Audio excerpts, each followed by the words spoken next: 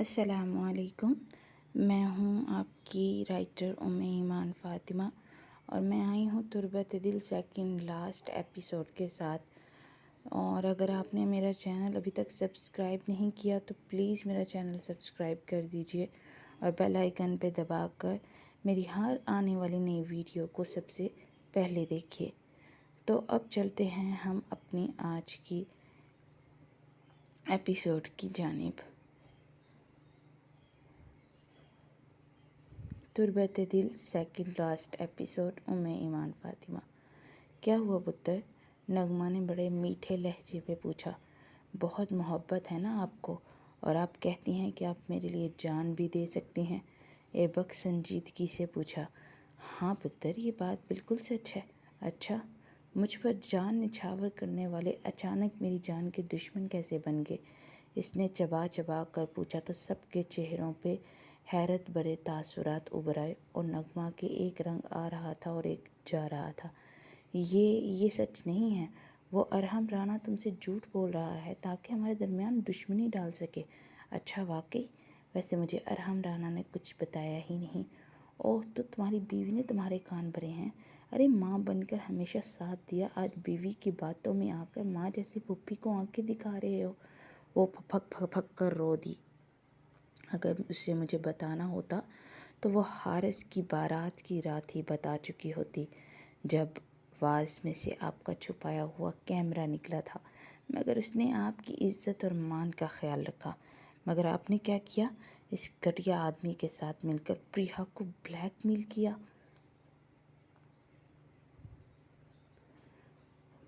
Black میل کروا کر مجھے تکلیف دینے کو کہہ رہی تھی۔ یہ بات مجھے نہ تو ارحم رانا نے بتائی ہے، نہ ہی پریہا نے بتائی ہے، بلکہ اپنے ان کانوں سے سنی ہے، وہ بھی آپ کے منہ سے۔ وہ دہاڑ کر بولا تو نغمہ کا رنگ فک ہو گیا، اور باقی سب بے یقینی سے نغمہ کو دیکھ رہے تھے۔ آج آپ کی وجہ سے میری بیوی کی یہ حالت ہے۔ اگر آپ نے ارحم رانا کو انتقام لینے میں مدد نہ دی ہوتی تو شاید یہ سب نہ ہوتا، لیکن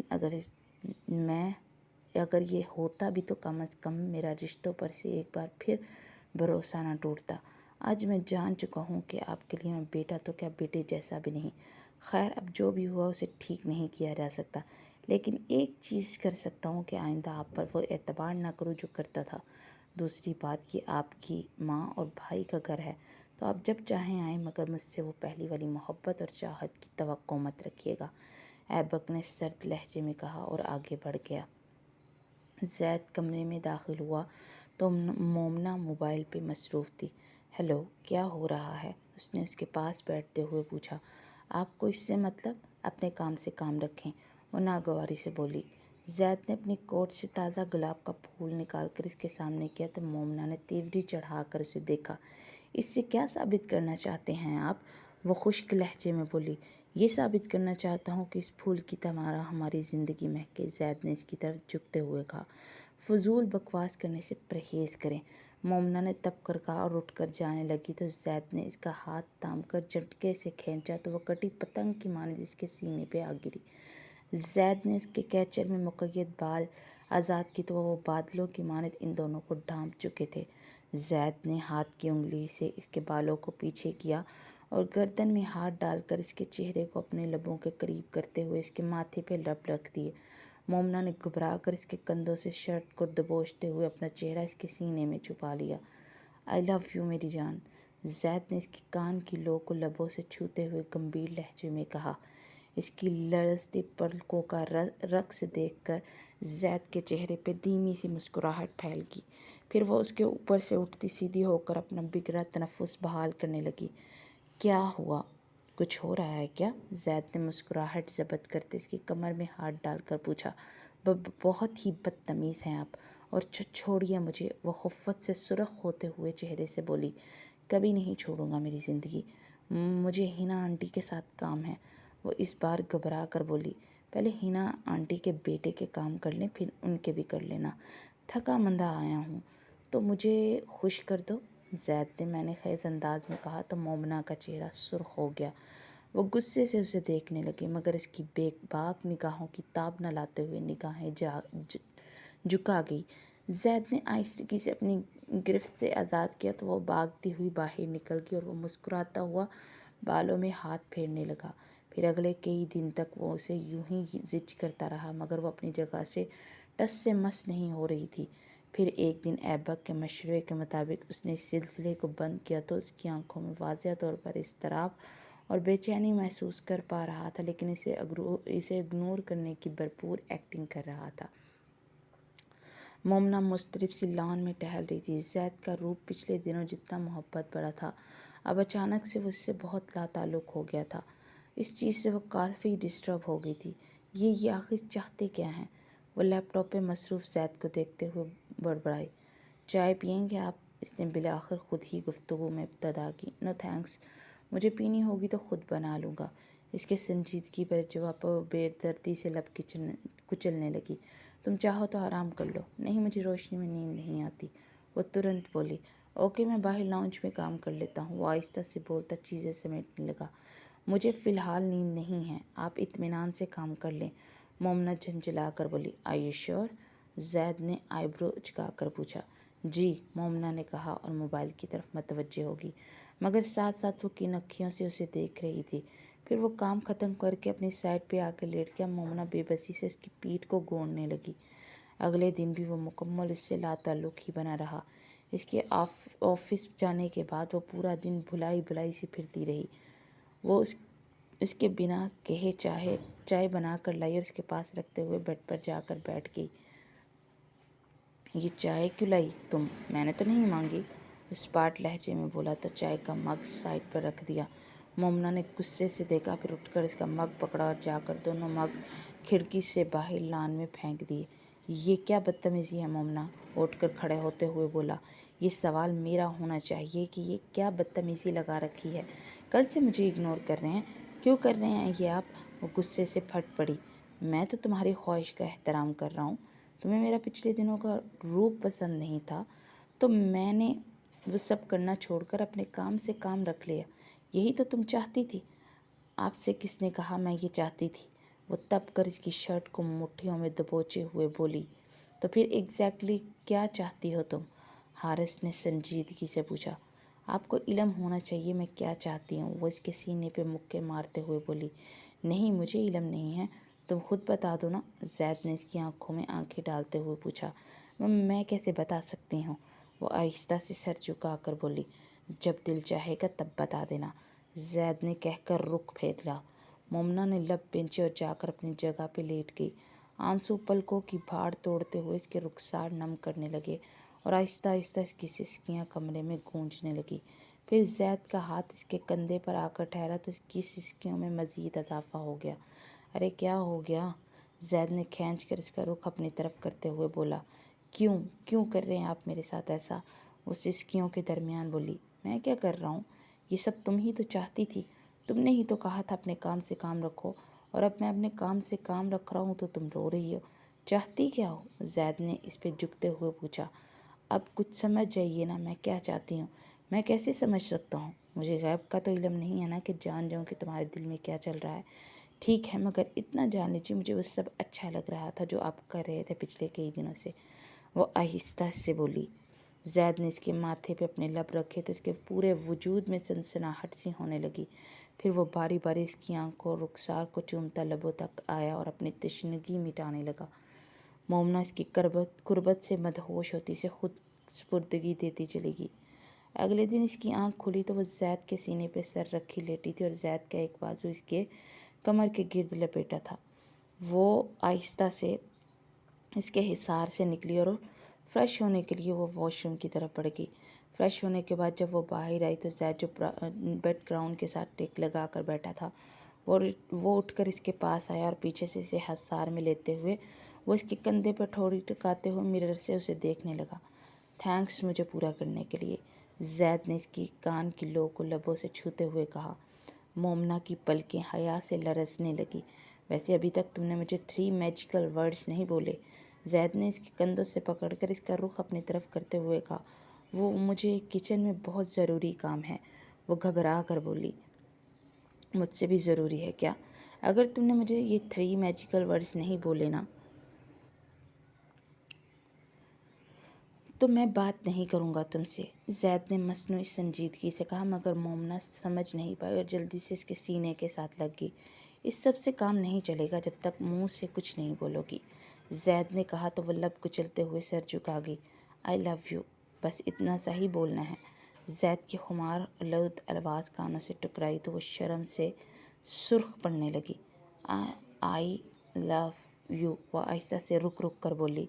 اتنا سوچ کر توبہ ہے مومو، وہ اسے باہوں کے گھیرے میں لیے بولا اور اس کے لہجے میں خوشگوار تاثر محسوس کر کے وہ پرسکون سی ہو کر آنکھیں موند گئی۔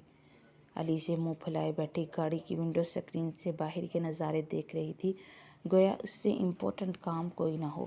وہ اور حارث ایک پارٹی سے واپس آئی تھی۔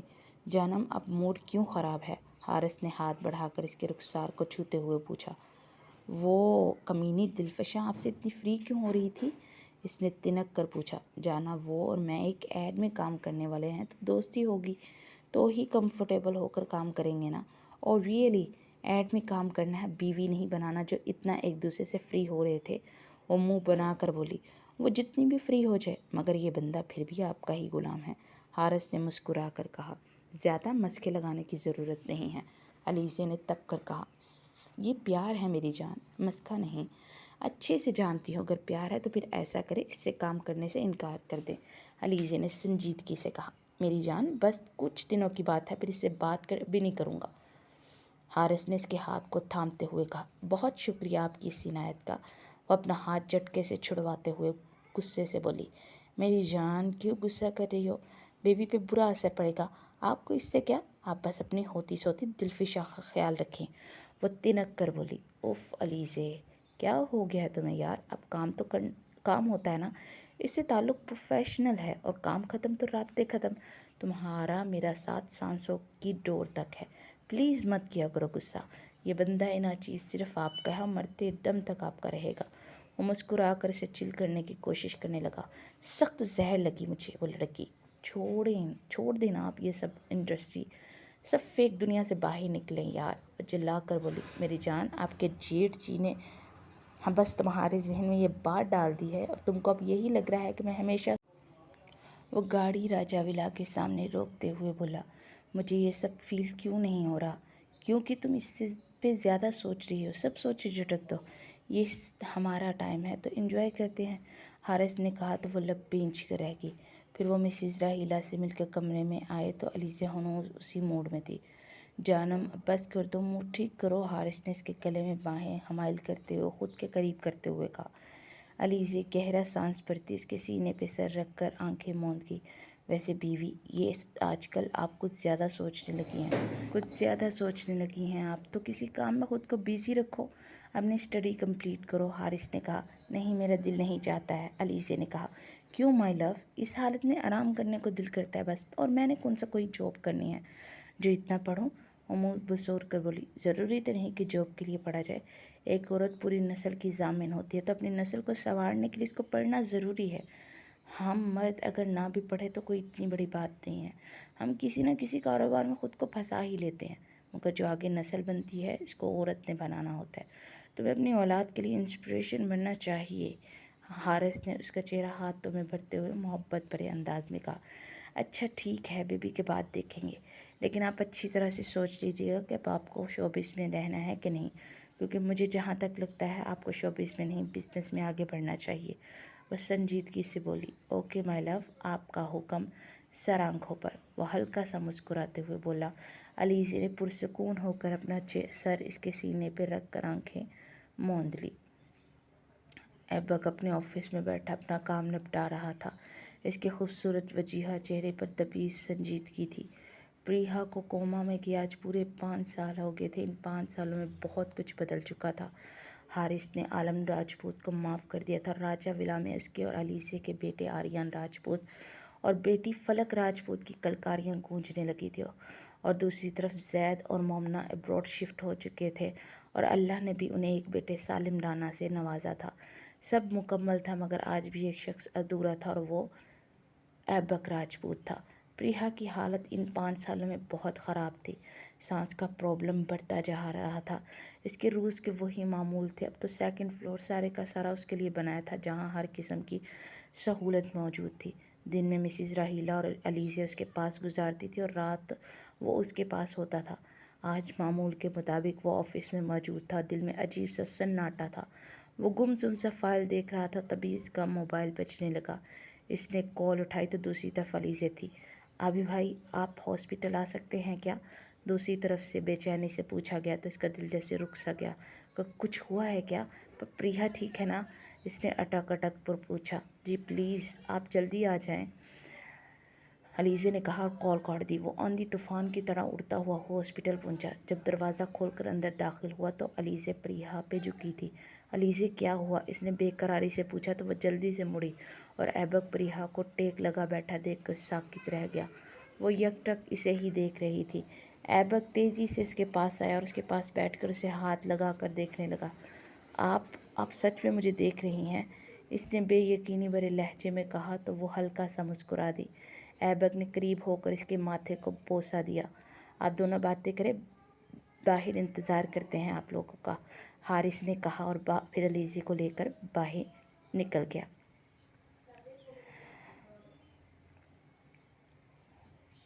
ایبک نے بے تابی سے اس کے حسین مکھڑے کے ہر نقش کو چوما اور پھر اس کے ہاتھوں کی انگلیوں کو اپنے ہاتھوں کی انگلیوں میں پھنسا کر اس کا ہاتھ اپنے لبوں سے لگایا۔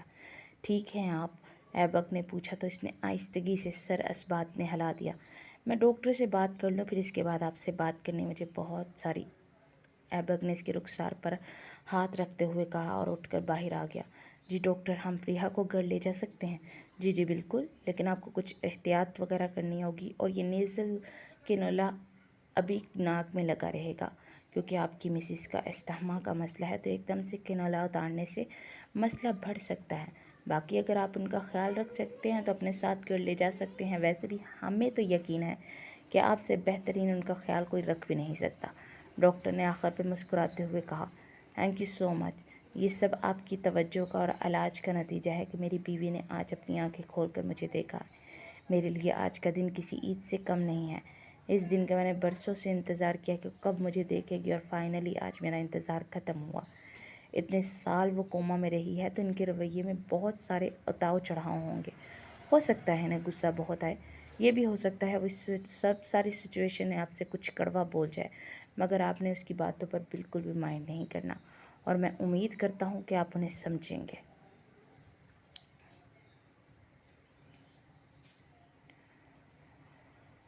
انشاءاللہ ڈاکٹر، میں اس چیز کو سمجھ سکتا ہوں۔ 5 سال اس نے اس طرح سیدھے لیٹے گزارے ہیں تو اس سے مزاج پر کافی اثر ہوگا، وہ آہستہ سے بولا، اور پھر اٹھ کر دوبارہ روم میں آیا تو وہ آنکھیں موندے لیٹی تھی۔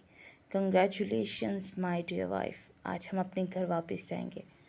ہاں، اور حارث اور علیزہ کا ولیمہ بھی ہے نا، وہ آہستہ سے بولی۔ ایبک اس کی بات پہ چونکا اور اندر داخل ہوتے ڈاکٹر کو دیکھنے لگا۔ جی تو کیسی ہیں مسز راجپوت؟ الحمدللہ۔ آپ اٹھ کر ذرا تھوڑا سا چلیں پھریں، پھر آپ کو چھٹی دے دی جائے گی، ڈاکٹر نے پروفیشنل انداز میں کہا۔ ایبک نے اس کی کمر میں ہاتھ ڈال کر اسے بٹھایا اور پھر ہاتھ سے تھام کر اسے کھڑا ہونے میں مدد دی، مگر وہ دوبارہ سے بیٹھ گئی۔ میری ٹانگیں وزن نہیں سہ رہی، میں کھڑی کیوں نہیں ہو پا رہی، وہ متوحش لہجے میں بولی تو ایبک کے چہرے پر تکلیف بڑے تاثرات ابھر آئے۔ ایک بار پھر کوشش کریں مسز راجپوت، ڈاکٹر نے کہا۔ ہاں پری، ایک بار پھر سے ٹرائی کیجیے، کیونکہ کافی عرصے سے آپ بیڈ پہ ہیں تو اس لیے ٹانگوں پہ وزن نہیں پڑ رہا، ایبک نے کہا۔ نہیں، مجھے ایسا محسوس ہو رہا ہے میری ٹانگیں ہے ہی نہیں، وہ نم لہجے میں بولی۔ 1 منٹ میں چیک کرتا ہوں، ڈاکٹر نے کہا، پھر ایبک کو لٹانے کا کہہ کر باہر نکل گیا۔